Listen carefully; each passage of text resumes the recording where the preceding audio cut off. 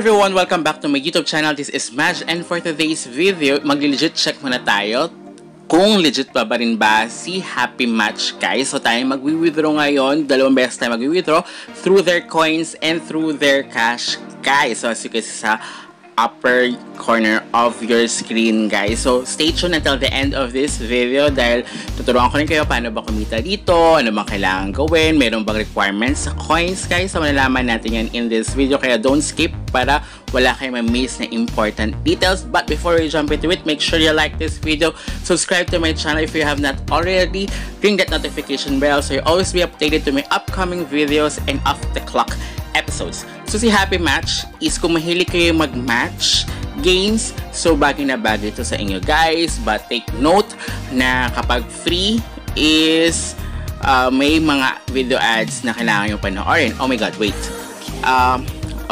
Kailangan nyo pala mag-sign in kasi ito na consecutively. Paminsan kasi nami-miss ko yung isa, so kasi nakahiwalay siya. So, ayan. So here, kay cash muna tayo. So kay coins, kailangan ko muna mag-5 consecutively sign in, guys. So yun. Okay? So kay cash kasi dito, wala naman. So pero it depends kasi kay cash, yung inyong level, katulad siya kay Camp Farm, guys, na yung percentage of your withdrawal, it depends sa inyong level. So ako kasi nasa level 15 pa lang ako. So 1.20% lang yung ating mawi-withdraw. Kaya ang goal dito is pataasin ang inyong level. So, kailangan yung maglaro at gawin yung mga tasks nila para tumaas yung level. But take note din, guys, pag pataas yung level is padami yung kailangan yung gawin. Pero kasi hindi nga sinasabi ko ilan yung kailangan yung tapusin na tasks or tapusin na games. So, yun, guys. So, that's ano lang naman. Hindi nyo lang malalaman. Basta bigay lang siyang tataas yung inyong level. Kaya, laro lang kayo ng laro. But of course, sa paglaro dito is may difficulty level, diba? May easy, very easy, moderate, hard, very hard, guys. So, pero ano naman yan, so don't mind the antas or the level na nakalagay dyan sa inyong screen dahil everyday naman is nare-reset siya sa very easy. So, naka-randomize naman siya, guys. Okay, and then yun nga lang, nakita nyo dyan, kailangan is straight line, okay? Kapag may nakaharang, hindi siya po pwede, so hindi siya mag-work. And then may timer nga lang dito, guys, so make sure na kailangan mabilis yung inyong mata, mabilis yung pag-inyong tap ng inyo. As you can see, diba, pag gano'n, nakala mo pwede yung strawberry, pero hindi. Kailangan kasi talaga naka-straight line siya, guys. So, gano'n. So, kailangan bilisan nyo lang yung pagtatap nyo at paghuli sa ima-match nyo, guys. Okay? So, babalikan ko na lang kayo, guys, once na nakapag-sign in na ako. A few days later. Ayan, guys, nakapag-sign in na ako. So, as you can see, diba, nasa easy ulit ako, diba? Parang taas ang level ko. So, sabi ko nga sa'yo, randomized naman siya. So, now, try natin kung okay. Ayun, dumating niya siya kaagad yung ating ano. So, still legit pa rin siya. But, of course, ating coins is recheck natin kung pwede na tayo makapag-withdraw kasi naka-5 side. Okay. So, kailangan may 100 video ads tayong panood. So, we need to watch, we need to do the task, and of course, meron ditong watch ads video then as well na nakahiwalay na task. So, kailangan natin gawin yan. Pero kailangan natin maka 100, guys, para ma-withdraw natin. So, I don't know kung meron pa after this one. So, babalikan ko na lang kayo. A few days later. Ayan, guys, nakapag video ads na ako ng 100. And take note, guys, sorry medyo natagalan ako sa pagbalik dahil kailangan yung 100 video ads na yun, pag lumabas yun, kailangan gawagawa nyo siya within the day. Kung may kulang lang kayong dalawa tapos hindi natapos, ang ano neto kasi ang refresh neto every 12 midnight, ha. So pag hindi nyo siya natapos is magre-reset din siya. So, sayang yung pagod nyo. Kaya 98 na kayo. Tapos, biglang nakalimutan nyo na malapit na mag-12 midnight. So, ganun yung kasi nangyari sa akin.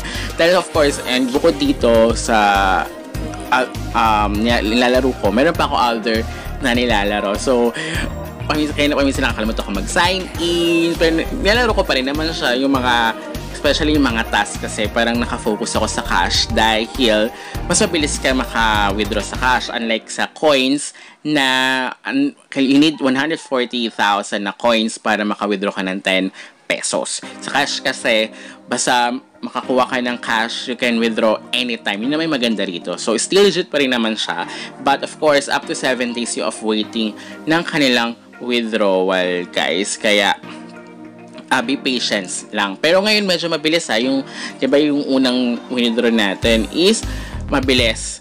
So until now naman still paying pa rin siya. So this is the first time kasi ako mag-withdraw sa coins kasi this is the first time na na-meet ko yung 140,000 na coins na requirements para makapag-withdraw ng 10 pesos, guys.